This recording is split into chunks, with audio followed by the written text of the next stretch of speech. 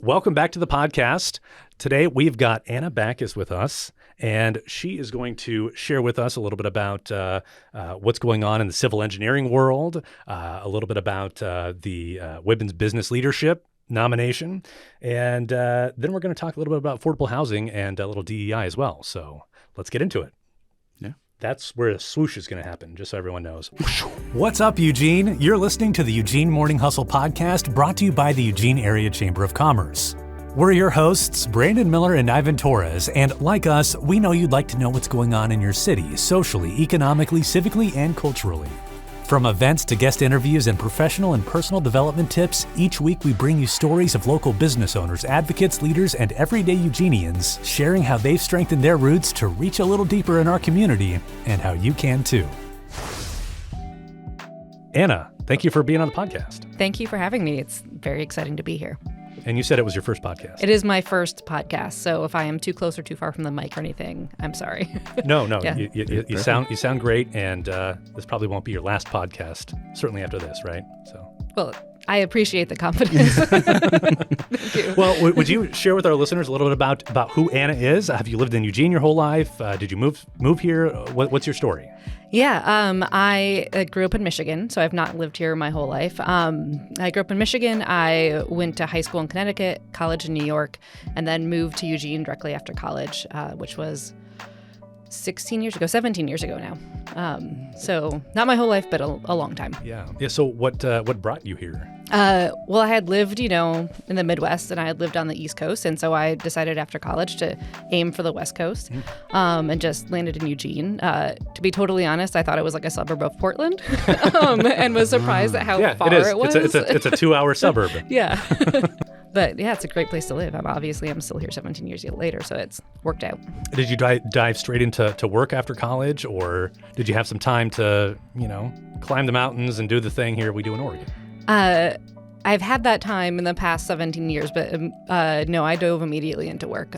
So I spent about 6 months at ODOT, and then that was a temporary contract, and then picked up my job at KPFF. So I've been with the company I'm with now for 16 years. Nice, and it's an engineering firm, right? It's an engineering firm, yep. And it's civil engineering, correct? Civil engineering, yes. So the Eugene office has civil engineering and survey. Company-wide, we also have structural engineering. Could you share with our listeners what the difference between civil engineering is, structural engineering, and just engineering in general? Like what is the civil part? I mean, is it building a room so everyone's civil? I mean, what's the story? I should have looked up what I'm sure the word civil is related to civic. But yeah, civil engineering I define as kind of from the face of the building outwards, and then from the ground under. So we do paving and grading, drainage, and utilities. Structural engineering actually is under the umbrella of civil, but they do structures. And then engineering in general is design, is kind of the systems that make our world work. Mm-hmm. So you're a designer. I am a designer. I don't think my design is boring, but if I describe myself as a sidewalk designer, which is what I am, it sounds a little bit boring. Well, when you really look at the art behind it, I think that I'm sure there's a lot more than just like, hey, there's a concrete slab to a sidewalk. Sometimes there is, yeah. Yeah. I was doing some research on kind of what type of work you do, and I saw something about stormwater. Could you explain what is so exciting about stormwater? Well, I mean, living in Oregon, it's around us all the time, or at least 9 months of the year. And it's so clear the connection of what falls from the sky and goes into the river, right? It's just like, especially in Eugene, it could just be a couple 100 feet. And so managing it so that, people can live safely so that it's not flooding is important. And then also cleaning it before it goes into the rivers so that what hits the ground doesn't just pick up all the oils and dirt and stuff like that, but it's clean when it goes back and keeps, the wildlife and people healthy by the time it gets back to the river. So nice. Well, that's pretty impactful because that's, Oregon is and Eugene for that matter, is such a picturesque place when it comes to the outdoors. So having a place that's sustainable and also looks great is super important. Yeah, exactly. So tell us a little bit about a recent project that you worked on that you just were really passionate about. Okay, so I feel like I need to just start with saying that I love all my projects. I am a super nerd, and really, you could give me something boring and I would love it. I love the problem solving. Yeah. But I especially love it when my projects give back to the community. So a couple of years ago, we finished the NEL, which is a project with Homes for Good. It's following the Housing First model, so it's made to give unhoused people a place to live in and kind of rebuild their lives. And it was just it's really cool to see projects like that go in. And, it's downtown. It provides really good access. And so, yeah, I think that's one of the ones that really stands out in my mind of a project that I was proud of. And it had some cool design challenges, which is, again, the part that really excites me. Do you have a lot of creative control when it comes to some of those designs where you can add your, like you would have your own flair, right? Be like, well, that you can tell by looking at that's Anna's thing. That's Anna's sidewalk. Yeah, right. Okay, the answer is yes, but you can't see it. So, Right. if you opened a manhole, you'd be like, oh, that's interesting. I bet Anna did that one. So yes, and it's, kind of my secret to hold on to because it's hidden underground. Oh, yeah. That's pretty cool, though, that you kind of have your secret design is kind of below the city. Yes. So how does it feel to work on a project like that where you're working on it's a life-changing project. I mean, it changes people's lives, right? How does that feel when you work on a project like that? It's really satisfying to see my work give back to the community. Again, I love all of them, but to kind of have it recognized by other people for the community to be able to see that we're doing something good is great, because that's not always something that you get from civil engineering. Honestly, if I do my job right, you don't notice my work, not just because it's hidden underground, but because it means that your life is easier. So it is especially nice that, a project that I work on is not just kind of in the background, but it's like you say, making people's lives better and changing lives. How many affordable housing projects have you done? Probably a dozen. Right now I'm probably working on 3 or 4. So it's not something that I've done for my whole career, but it's something that I think my first affordable housing project was maybe 7 or 8 years ago. And just really started making connections in that community, understanding the architects who worked on it, the kind of agencies that funded that kind of work. And so it's becoming more and more part of a large part of the work that I do. Did you always know you wanted to be a civil engineer? I always knew I wanted to be an engineer. But since grade school, but for a long time I wanted to be a material engineer so I could design shoes. These were super cool. Nikes are still super cool. But have you ever tried? No, I figured out pretty early on that although the shoe design sounded cool, the materials part was not my strong point. I'm really good at physics. I am less good at chemistry. So that's how I ended up in civil engineering, is figuring out what I was good at and what was comfortable for me. Well, what has been the most interesting material that you've worked with in civil engineering? Good question. Interesting question. Because actually the materials I work with are limited. Do you consider water a material? Because back to stormwater, it's my favorite. But yeah, what we work with it's concrete and it's pipes, it's plastic pipes, and it's asphalt, and then the things that go inside the pipes. So cool. Yeah. Cool. that was a curveball of a question, man. I was just, like, wow, I'm on the edge of my freaking seat. What is? I'm on the edge of my seat. I don't even know what the answer could be. So do you have a giant shoe collection because you're all about the design of shoes? I'm just kidding. Just saying. My first inclination was to say no. My wife would beg to differ, given that we have a 5-foot tall shoe rack, and she had to move her shoes off of it because they didn't fit anymore.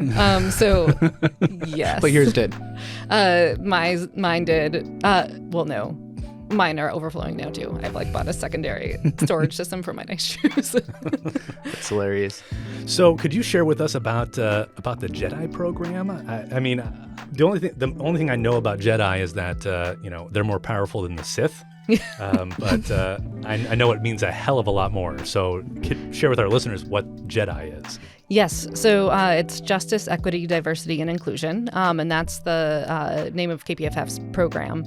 And it's company-wide, but the way that KPFF works is like each kind of office gets to do their own thing. So for the Portland office and the Eugene, we're part of the Portland office. I run that program. And it's something that's personally really meaningful to me and really important.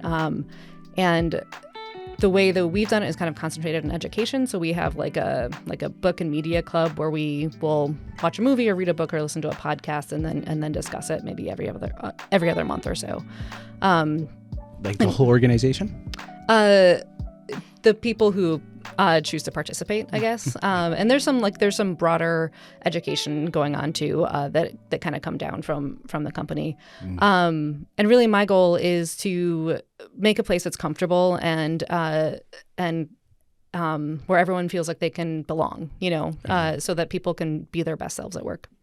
Mm-hmm. How did that program start? How was that even conceptualized? It started with the president of our company. It started kind of with some training, just kind of getting everyone unconscious bias training and things like that. And then we decided we needed a little bit more. So leadership was offered an opportunity to do a summit and go to a kind of a couple-day deeper training. And I wanted to bring that back to the office. So yeah, that was kind of the beginning of it. And I think the urgency increased with the murder of George Floyd. There was the younger people in our office were really looking for something, really wanted action, which is great. The young people are all going to save us. So yeah, that really coalesced kind of the need for this to just make sure that everyone knew their voices were heard and that everyone was kind of learning as much as they could and growing as people. Are there any stories behind that program that whether it's you or someone else within that community that felt an impact from it, right? Where you're like, see, this is why we started this. I think that it makes people happier to work with KPFF. I know that it's some of the people who work in my office brag about it to their friends. They're like, I work at a really cool place. Like this stuff can be discussed. The management is listening and active. So I don't know if there's any someone's life was changed stories, but I think just people feeling like they're heard and happy is I guess that is life-changing. To be happy at work is a life-changing thing. Oh, absolutely. Totally. And a rarity, I think. Yeah. Hopefully it's not going to be a rarity, and hopefully more employers, have programs like that, have that sort of awareness, because there's nothing worse than having the feeling of tiptoeing and the feeling of walking on eggshells. Mm-hmm. Yes. Knowing that you're the boss, you're whatever, and you're like, I don't know what to do. And then the employees being like, well, I don't know what to do either, so yeah, sounds super impactful. Yeah. Are there any other programs or workshops or anything that you're doing with that program at KPFF that is reaching outside of the company?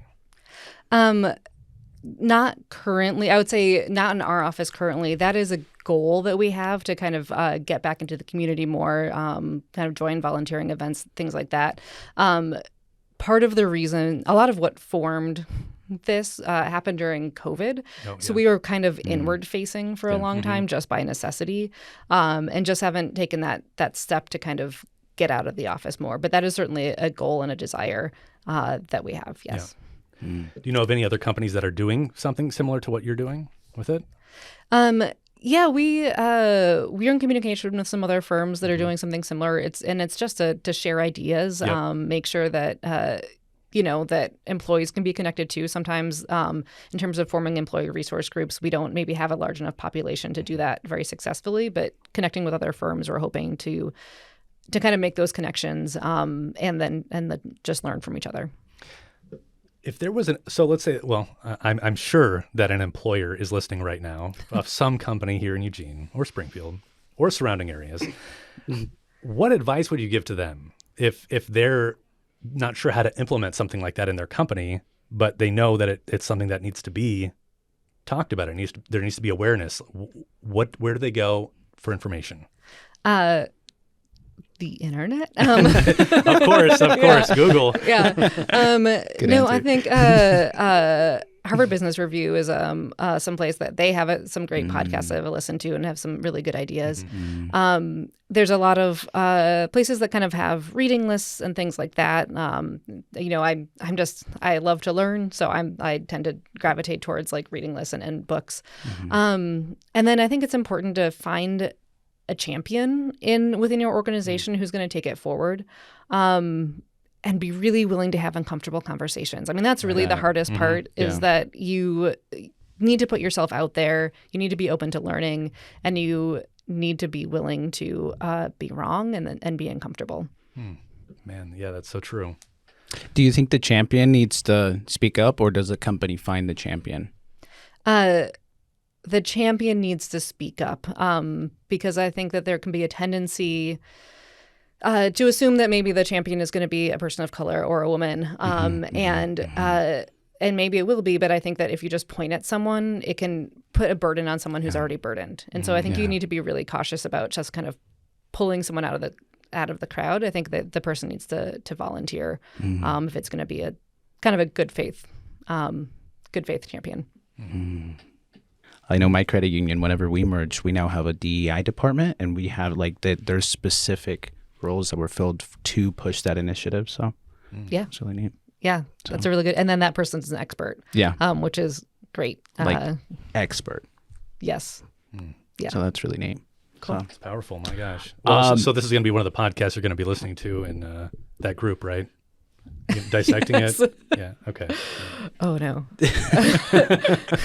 You're like, oh no, nobody's gonna hear this one. No. What does your day-to-day look like as a civil engineer? You wake up and you do what? Okay. My answer for my career right now is I wake up and I look at my email, and then I look at some more emails and send some emails. Which is great. But I'd say like earlier in my careers is when I was really more in design and less project management, which is a lot of what I do now. And so I would spend a lot of time in CAD, doing design, drawing. The type of CAD we use has design integrated, so you're not just like drawing a line in the paper. You're like drawing a pipe, and it has 3D qualities that like make it a pipe. So that's, that would probably be like 5 or 6 hours of the day is doing that. And then calculations, spending a lot of time in spreadsheets, spending a lot of time looking at design requirements, and then writing reports.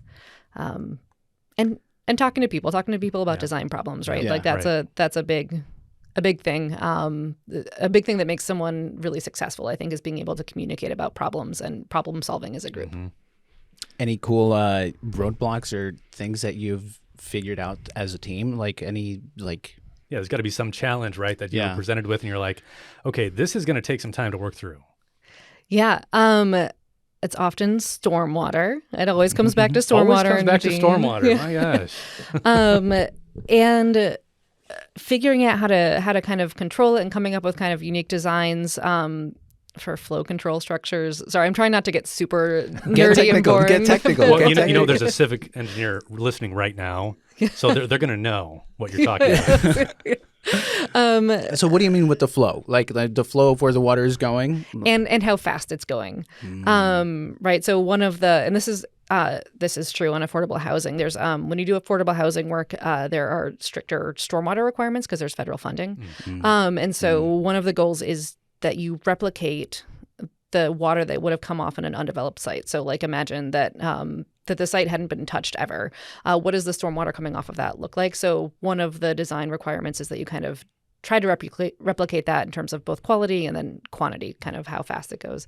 And so designing structures that control stormwater so it can only leave the site so fast is part of it. And there's always a new way to do it and a better way to do it. And I'm always going to find that way. Now, what kind of changes are you making to the property or to the land that is changing the flow? Just like slightly raising the dirt or paving it. Paving it. So if usually when rain falls, or I guess when rain falls on an undeveloped site, it hits vegetation and soil, and a lot of it is absorbed or slowed down, and so the water coming off of it is kind of takes a long time and kind of trickles out. If you pave that site, the water hits the pavement, and usually within about 2 minutes, it could be at the edge of the site. It just moves so much faster, and none of it gets absorbed, and it's picking up pollutants. So we ameliorate that by like purposely kind of putting it through vegetation and slowing it down. And the vegetation itself cleans the stormwater, and soaking into the soil cleans the stormwater and allows more of it to be evaporated and allows more of it to be returned to groundwater where it should be. So that's kind of, and that was a huge difference in civil engineering design from 50 years ago to 20 years ago, is like realizing the impact of like pavement and how that just changes the whole ecosystem downstream. So by adding greenery and soil into a pavement site, that changes the game. Exactly. Right? Exactly. That's interesting. I feel like I see that now. Yeah. I never really thought about it before, but yeah, I am seeing like bushes and within a concrete structure. Yeah. I thought it was just for decor. Yeah, right. I know. I mean, we all thought it probably was for decor, but That's a nice bush. there's actually a deeper meaning to it. Exactly. That's amazing. Yes. Wow. So everybody that's listening to this is probably in their car right now, and they're probably looking out the window, and they're like, "Hey, that place has a couple of bushes coming out of the concrete. Must be for stormwater. Must be for stormwater." Yes. That's super cool. Awesome. Yeah. That's awesome. I think we're done. That was it. I just love that little piece. No, I'm just kidding. I mean, I could spend another 2 hours talking about like swales and rain gardens if you want. So, well, let's talk about another problem. So, what has been one of like just the hardest one that you were working on as far as flow? Why couldn't you figure it out? What were some of the challenges you were running into? Gravity. Gravity is always the hard part, right? Especially in Eugene. Because we're not that high above the river. So water needs to flow downhill. Eventually, it usually wants to get into a pipe. That pipe usually isn't too deep because that pipe is going to outfall to the Willamette, right? So like there's no part, especially of downtown Eugene, that's like that much higher. So the thing that we're always fighting is gravity. And while water does want to go downhill, you can also kind of force it up, right? You can kind of, with different pressures, force it briefly up. So there's those have been the biggest challenges, is dealing with gravity and like getting the water to go where we want it to go. That's I could see that being a challenge because water will do what it wants, Yeah. right? free flowing. That's neat. That's really neat. Right? Is there anything that you want to talk about to bring attention to? The big thing for me that I'm trying to do kind of in my day-to-day or with my role as a group leader, a manager at KPFF, is change what people think of when they think of an engineer, right? So like just kind of expand what an engineer looks like, or what their background is, things like that. So that's kind of the thing that's always on my mind, is making sure that engineering opportunities are open to everyone, that everyone's encouraged to go engineering, to go into STEM, I guess, from a young age, and then that we make good workplaces for everyone, and that leaning into DEI and supporting women and people of color and underrepresented communities generally in engineering is good for everyone, not just those communities. That like a safe workspace that encourages discussion and kind of open communication and people being their authentic selves is better for everyone. Beautiful. Anna, would you tell us how you got nominated for the Women Business Leaders? How did that happen? Yes, Matt Keenan nominated me. He's who hired me at KPFF. Oh, okay.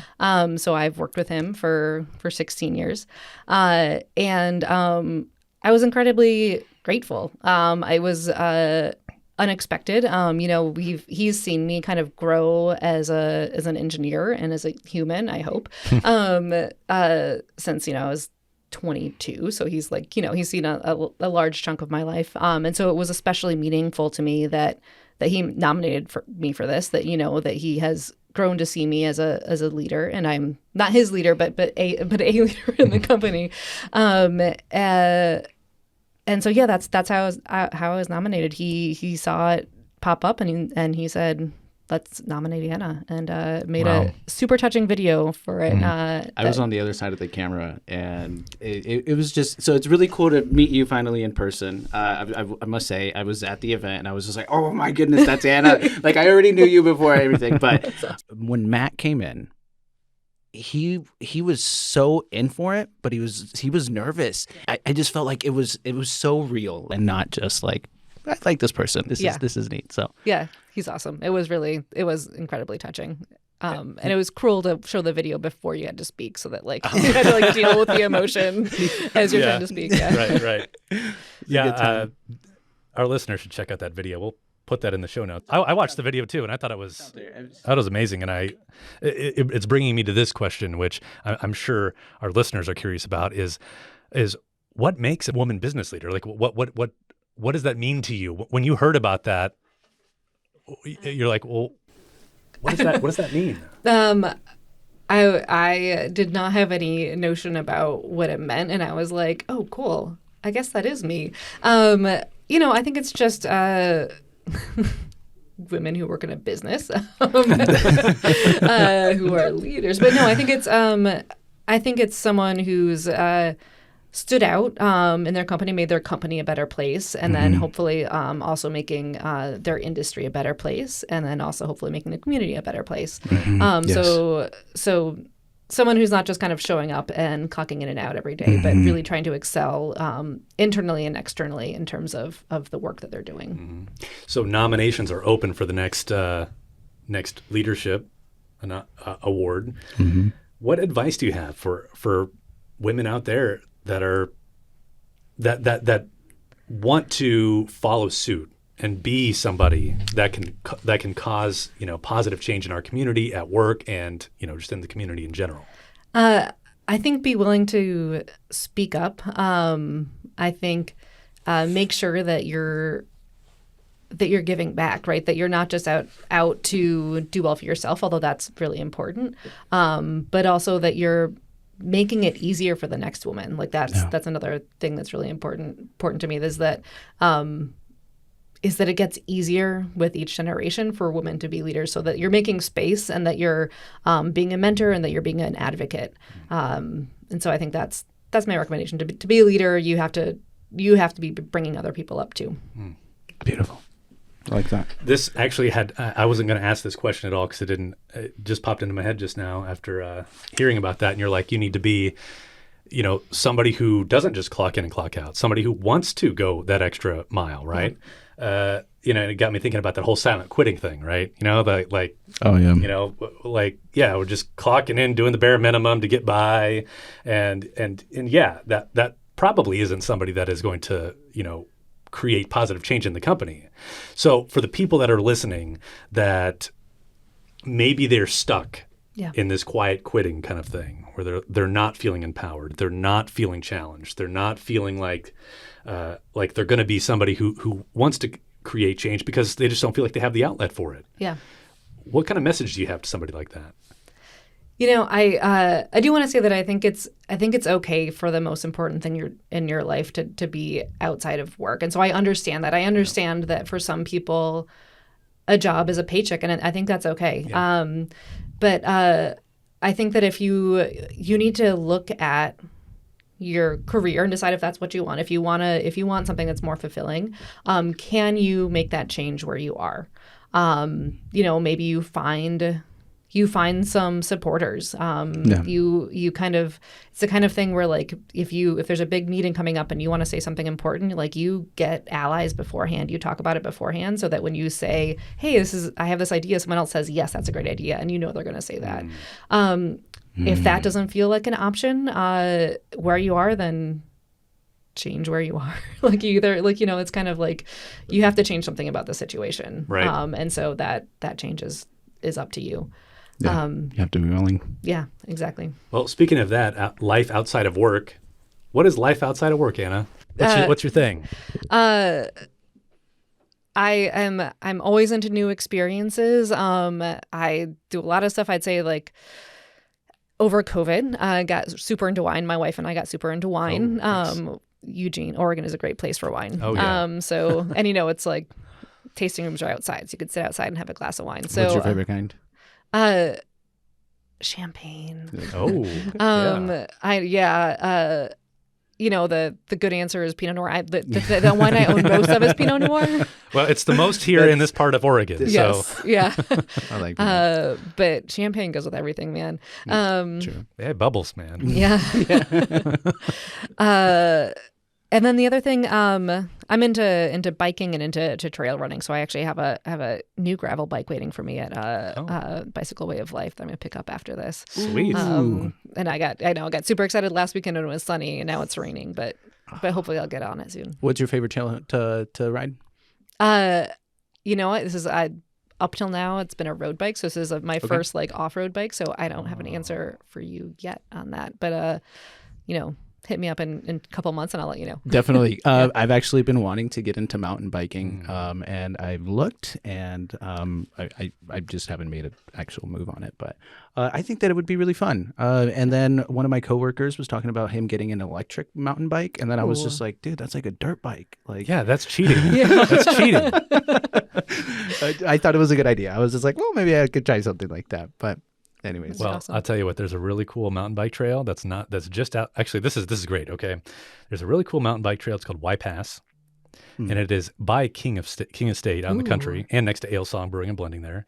So it's a place, so you can go out and there's like 20 miles of trails. So fun. And then when you're done, drive on back and you got King of State, you got Ale Song right there. I mean. nice. Earlier you said something about liking podcasts. Do you have any podcasts or books that you would recommend our viewers? Ooh, okay. Trying to like sort through. I have to admit that I am a 30-something woman, so true crime is a lot of what I listen to, but I will try to skip past all of that. I mean, our listeners would want to know that too, just so you know. Absolutely. So everybody's on that. Harvard Business Review, again, HBR, has a podcast called Women at Work that I listen to. That's been something we've listened to. Coffee or tea? Coffee. Mountain or beaches? Mountain. Day or night? Oh, man. At this point in my life right now, day. But for a long time, it was night. Yeah. Okay. M&Ms or popcorn? Popcorn, but kettle corn, so with a little bit of sweetness. Ooh, I feel that. If you could be any season, what season would you be? Fall, obviously. Why? Because fall is just like actually the best season. That's my favorite too. So, Yeah. What do you consider a hidden gem in Eugene? A place that you feel like you discovered, and when you discovered it, you're like, this place is amazing. So anybody that comes into town, you'd be like, hey, this little hidden gem place, you got to check it out. What is your hidden gem in Eugene? It's not very hidden anymore, but Party Downtown. I've been going there since they were Party Cart out on Friendly. So maybe that's like a hipster answer because I went there before it was cool. But that's like that's the place that I always take people is Party Downtown. I think it's a hidden gem. It's like squeezed in there. You wouldn't know it if you didn't know. I definitely didn't know. You didn't know? I'm just like, I'll have to check it out. I've never seen it. I've never heard of it. This is the first time. It's a super cool place. Yeah, highly recommended. Okay. It is. It's kind of narrow. It is also like half a block from my office, so it's easy access for me. Oh, yes. But yeah, their food is crazy good. Their cocktails are really interesting. It's just their menu changes a lot. They have a special burger that changes weekly, which is almost always one of the things I get. And then their one of their owners, Mark, is he's really great taste in wine. So again, their wines change a lot, but he always has something interesting that he's pouring. Sweet. I'll have to check them out. Cool. Well, All right. Awesome. Well, Anna, thank you so much for being here. Thanks for having me. Thank you. It was super fun. In this clip, Ivan and I talk pretty candidly about money, learning from our own money mistakes, misconceptions, and what resources are available to repair your credit and get out of debt. Let's get into it.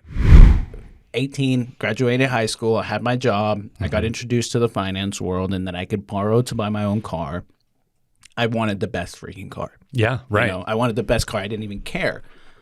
Fast forward to now, man, a car is just an A to B transportation Right. piece. Like, if it's got 2 wheels, if it's got 4 wheels, as long as it moves, like, I am totally okay. Understanding, like, hey, this is what money is, and this is what it's used for, and you just have to find the best ways to use it, right? The millionaires stay millionaires because they know the right way to use it. Right. And getting your paycheck, going out, and just buying premium stuff is not how you will eventually start to grow your wealth. And, you know, it took me a long time to learn that. Just really sitting down with your child and, like, teaching him why. And, like, hey, look, now we have X amount of money left over that you can use for going to college or, you know. Yeah, you know, that's an interesting concept because I don't feel like, and this is just my own like thoughts and what I think, but that I don't know that a lot of parents do that. Explain how money works, you know, and how borrowing money works and how all of that stuff works. I mean, even in school, you barely, you know, scratch the surface with that on how to manage your money. You don't have a way to do it. I mean, like when I turned 21, I got a credit card. I didn't really know anything about credit cards. Who got you to get the credit card? I mean, I think it was me, and I think it was me like seeing my friends that had cards, and I'm like, maybe I need to get one of those. And I got a credit card, and I just started using it, and I ended up using it on everything, and I would use it at the bars out with like all my friends and stuff, and I would just load it up, and then it'd be like, oh, it's only a $25 payment. That's pretty easy. And then after about a year of doing that, I mean, I was like $30,000 in debt, and I couldn't get out. It can get out of control super freaking quick. We are a credit heavy nation. Everybody borrows, but borrow properly. Yeah. Well, that's the tough part is that, you know, when I was younger, I didn't realize that I needed to pay off my credit card every month. I didn't. Yeah. I didn't, because I was presented with it's $25 a month. Yeah. And you can literally live this lavish lifestyle. Was $25 a month. And that's not true, because you know, if you look at the terms, which is boring, you never look at that stuff when you're younger. Yeah. And even people today don't look at that. But yes, the living paycheck to paycheck portion of it, having credit cards and using them, if you're not paying off your credit card every month, that will trap you. Yeah. Best thing that ever happened to me, man, was go and worked in a finance industry. Literally get a good understanding on how to build your credit. Not even how to build your credit, but how to make big steps in like just later in life, man. Getting a car loan is like just scratching the surface of what credit is. Right. And a lot of people only ever use it to get car loans. And car loans are like the worst type of credit to get. But if you use it properly, it can really make a huge difference in your life. And like working in a finance industry, now at this point, I've just loved it. I've been here for 10 years. But like learning about mortgages, home equities, how do you get funding for that? Like that's huge. You know, if I'm going to graduate and get a cool job, great. How do I get a house? If I don't have cash, the day that I want to go buy a house, if I don't have good credit, I'm not getting a house. So, hey, if in the future you want to get a house, maybe you should start building your credit right now, right? Get a credit card, but don't max it out. I was told the exact same thing as you were. It was my first credit card. It's only going to be like $30 a month. Right. Dude, I was stoked. I was like, what? Get it now, I'm pay going to later. get the PS4. I'm going to get a TV. I'm going to get a sound bar. I literally like bought everything in one go. That was great. But the only thing that it taught me was that it was only $25 a month. The bad thing is they don't stick at $25 a month. There's cards that go up to a couple $100s a month. Have 3 or 4 of them pulling. I mean, that's where people start going into the negative, and then they're having to choose: do I pay a credit card or do I pay my rent? Yeah, and I was in that spot where once I got in the pit and hole of credit card debt, I went to payday advance places. Yes, because I could not keep up with my monthly payments. It's an because it endless compounded and compounded and compounded and and you know people learn. They're like, okay, I learned this lesson. I'm never doing it again because eventually people are presented with the opportunity to consolidate, and consolidation is a great tool if used properly. Right. A lot of people just see, I'm going to get a clean slate. I'm going to put everything on one card or on one loan, and I'm going to pay this off. But they leave the cards open. Right. And then what do you do is then you just max those cards right back up. And you're in a worse situation now because now you have the credit card payments on top of this other one. So now you could really be upside down as far as DTI. Your debt to income might be way too high. And now you're really, again, in a pinch. Right. Where do you set these things off? So it's really having a good understanding. There's a lot to finance. You don't need to be an expert, but definitely get educated. I mean, your credit score goes so far. You want to get an apartment, they look at that. You want to get insurance, they look at that. You want to get a phone, they look at that. Credit score, it's a responsibility rating. It's how responsible are you? Are you going to pay every single month? You need a little bit more than just auto pay. I mean, you need a mix of different accounts and things like that. But like, it's just a responsibility score. I mean, when I went through that bad period of credit card debt and payday advance stuff, which was, I mean, I pretty much had no money to pay my rent either. So, but I got to like the pit of despair, and I thought, I was like, I don't know who to turn to this. And I found a debt consolidation company. And I said, I don't care what it takes. I need to fix this problem. And they're like, well, it's going to take 3 years at least in order for you to dig yourself out of this thing by following this plan, making these payments. Did they put you on a debt reduction plan? Yep. Where they moved everything into one place and closed out? They moved things around, closed things down, and then they said, okay, no more creditors are going to be bothering you right now. Because we're taking over that. You just have to pay us this money, and part of that is our fee. Dude, I jumped on the same exact thing. Yeah. It's called debt reduction services, and man, I don't know that a lot of people know about that, and I think that it is such a helpful tool. I mean, like at first it's credit cards open 25 for 10 years. Now it's like, I think it's a year and a half, and we're totally out of it. And it's like we never even saw that light at the end of the tunnel, and it feels so good. Well, this company that you've talked to and says, if you follow these steps, you will be out of debt and you will no longer have this impending doom. And I was like, I have no choice but to trust them. Yeah. So I did it for 3 years. After those 3 years, I was done. They sent me a letter and said, congratulations, all your debt's paid. And I like didn't have any credit cards. You were like, I learned my lesson. I was like, I'm never going to like do anything. I paid cash for my car. I did like all these things where I was like, I'm not going to have any sort of, that. But that hurt me because I had such a low credit score. Yeah. I mean, it was low, 200 or something. I mean, it was bad. Yeah. And I couldn't get a new apartment. So I had to move in with friends, and I couldn't get a car because I had bad credit. Yeah. There were so many things, and I was like, I don't even know what to do. Yeah. What ended up happening is that I'm going to get a credit card because I know that is one thing you can do to repair it, and I have enough money now. I will just make the payment every month, and I'm only going to use this for the bills that I have, nothing else. Dude, it worked. Started to repair my credit. Got me to a point where I could get a car. Started repairing my credit with a little bit of payment there. And it just slowly, with other things that I would add in, built my credit up. And it worked. It worked. I have a much better score and no debt. So, dude, that's amazing. It really is a good lesson to learn. And it's a hard lesson to learn. It's a hard lesson to learn. But I think that if you're going to learn it, it's better to do it early in life so that way you have time to recover. I know that, I didn't buy my house until 3 years ago, and which you're still lucky. Yes. To be able to buy a house, right?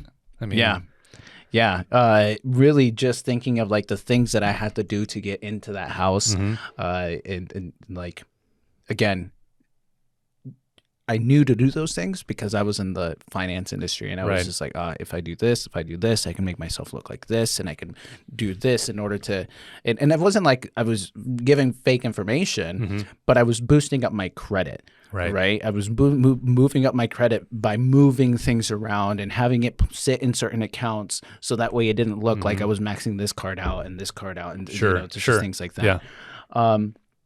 But just things I wouldn't have had to go through if I had really had a good understanding of how credit works and how not to use credit. And, it was just good lesson. Well, so for those folks out there who may never work in the finance industry ever in their lives, what is a resource that they can use to help them either avoid those mistakes or have a resource to fix those mistakes? So 2 places. If you're a people person, go to your bank. The bankers or whatever their title is, every place is going to be a little bit different. Their jobs is to inform you. A lot of financial institutions are moving away from like the sales tactics and more of to an educational piece. And if you get it, cool. If you don't, that's fine. But like at Northwest Community Credit Union, our MSSs are trained to teach. So if you have questions, go in. If you are thinking about doing something, go in. These are people that are in it every single day. So go to your branch. They see it every single day. They think outside of the box. They're not always just like, oh, go get an auto loan if you want an auto loan. Right. There's other ways to buy autos if you wanted to. You could use a house. You could use a personal loan. You could use a credit card if you wanted to too. But just, talk to somebody. Make sure that the whatever you're trying to do is the best option for you. And if you don't like people, YouTube. Literally hop on YouTube. How do I build my credit? Best way to build my credit. Credit Karma is a cool tool to be able to just review your credit. The score is on Advantage 3.0, which is just a way of calculating it. The reports on there are accurate. And if it's telling you, hey, your longest account isn't very long, that's a tip. Yeah. Maybe, wait a little longer. Sure. Build some history there. Or if your utilization is too high, pay some things down. If you don't have the funds to pay things down, maybe ask for a limit increase, because now your utilization isn't at 50%. Now it's at 40% because you asked and they gave you $1,000 extra. Like those are the small little things that you could do. And it's just like, what's your situation? How can we make it better? And just ask questions. Nobody's going to be able to give you specifically, oh, if you do this, your points are going to go up by 25%. Because nobody really knows. It's some AI that's calculating your debts, your incomes, your payments, and it's all of these things. But we all know how to make it better, right? Yeah. Which is the best way to do it. I think that's powerful. When you bring up the fact that you could just walk into the bank and talk to somebody. Yeah. And what I mean by that is that when I was in my early 20s, and maybe the tactics back then were more salesy, I don't know, but I could tell you that the way that I would have thought is that I was going to be sold to or swindled, or I was going to be taken advantage of, or they wouldn't have the answers I needed. But if I would have done something like that back then, there is a chance that I wouldn't have made some of those mistakes I made, right? And so right now you're saying that it is true that you can walk into the bank and you can talk to somebody and get real answers that are going to make a difference. Yeah. Right. So like, you don't need to be somebody who's super wealthy to go and speak to a financial advisor. And that's super valuable. Hey, I'm about to have a baby. I want to look at what this looks like. Sure. Yeah. How much do I need to be putting aside so I can buy formula and diapers and the rest of my bills? Like, these are things that not a lot of people think about. Go to your branch, go up to the teller, to the lobby, and sign in and just say, hey, I just want a financial review. I have my accounts here. I wanted to see if somebody could help me build a budget. These people look at it every single day. And if they can't do it there, there's credit unions that buy third-party programs.